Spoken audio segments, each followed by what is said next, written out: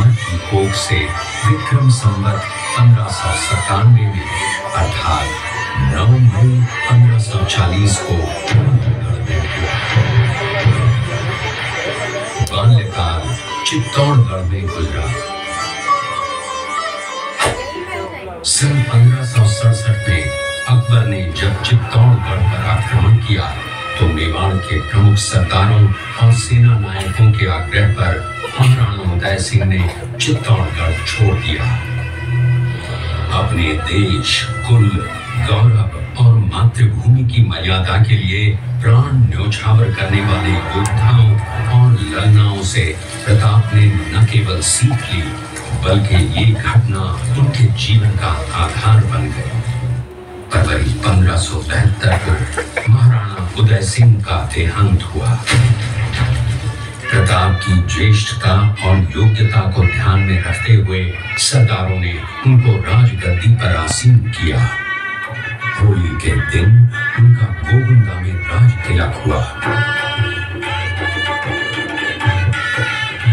उस समय तक लगभग सभी राजाओं ने अकबर की अधीनता स्वीकार कर ली थी। एकमात्र महाराणा प्रताप ने अपना मस्तक अकबर के आगे नहीं झुकाया।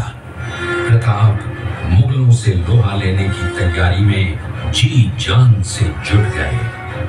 18 जून 1576 की सुबह हल्दी घाटी और खमनोर के मध्य एक मैदान में ऐतिहासिक युद्ध हुआ। महाराणा प्रताप की सेना गोगुंदा से हल्दी घाटी पहुंची, जबकि सेनापति मानसिंह के नेतृत्व में मुगल सेना ने हल्दी घाटी के ठीक नीचे मैदान में अपना मोर्चा जमाया। मुगल सेना के हरावल दस्ते द्वारा घाटी में घुसपैठ करने के प्रयास की प्रतिक्रिया स्वरूप महाराणा प्रताप की सेना मुगलों पर टूट पड़ी। प्रताप के हरावल सैन्य दलों का नेतृत्व पठान हाकिम हासूर कर रहे थे। भीरू राणा, जो राणा पूंजा के नाम से भी जाने जाते हैं, उनके नेतृत्व में भील आदिवासियों ने गोरिल्ला पद्धति से युद्ध करते हुए मुगलों के छक्के उड़ा दिए। देखते ही देखते शाही सेना में खलबली मच गई। रक्त तलाई, घोड़ों की टापों, हाथियों की चंगारों और तलवारों की झनकारों से गूंज उठी। चारों तरफ हाहाकार मच गया।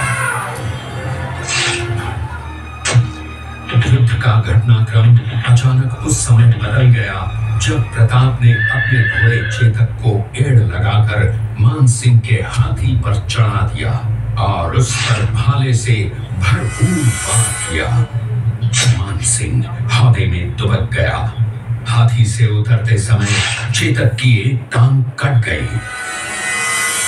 इस स्थिति को भांपकर महाराणा प्रताप के हमशक्ल सेनापति झालामान ने महाराणा प्रताप से आज्ञा लेकर उनका राजमुकुट धारण किया। मुगल सेना झालामान को महाराणा प्रताप समझकर उन पर टूट पड़ी और झालामान शहीद हो गए। उधर चेतक ने अपने स्वामी को 5 किलोमीटर तक 3 टांगों पर ही लेकर एक बरसाती नाले को पार किया। उसके पश्चात उसके प्राण पखेरु उड़ गए। इस युद्ध से महाराणा प्रताप के मन पर गहरा प्रभाव पड़ा। परिणाम स्वरूप उन्होंने मुगलों पर विजय प्राप्त करने तक राजसी ठाट बाट छोड़ने और पत्तों पर भोजन करने का प्रण लिया, जिसे उन्होंने जीवन भर निभाया। महाराणा प्रताप ने अपना सैन्य बल बढ़ाकर सर्वप्रथम अरावली पर्वत की घाटियों में बसे दिवेर पर चढ़ाई कर विजय प्राप्त की। इसके बाद कुंभलगढ़ पर भी विजय प्राप्त की। सिर्फ चित्तौड़गढ़ को छोड़कर सारे मेवाड़ को अपने अधीन कर लिया। कालांतर में महाराणा ने चावंड में अपनी राजधानी स्थापित की।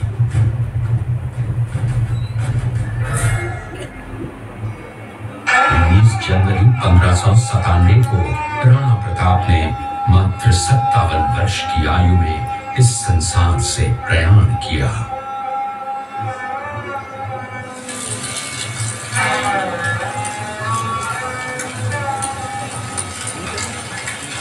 घाटी का युद्ध एक सांप्रदायिक युद्ध न होकर आत्मसम्मान, मातृभूमि की स्वतंत्रता, जो आत्मसम्मान व देश गौरव के लिए दिन रात जलता रहा, या जिसकी प्रखर किरणों ने भारत माता को गुलामी की जंजीरों से मुक्त कराने के लिए सदा प्रेरित किया। चलेंगे आगे एग्जिट की तरफ, कोने में गेट है, आगे की तरफ चलना है।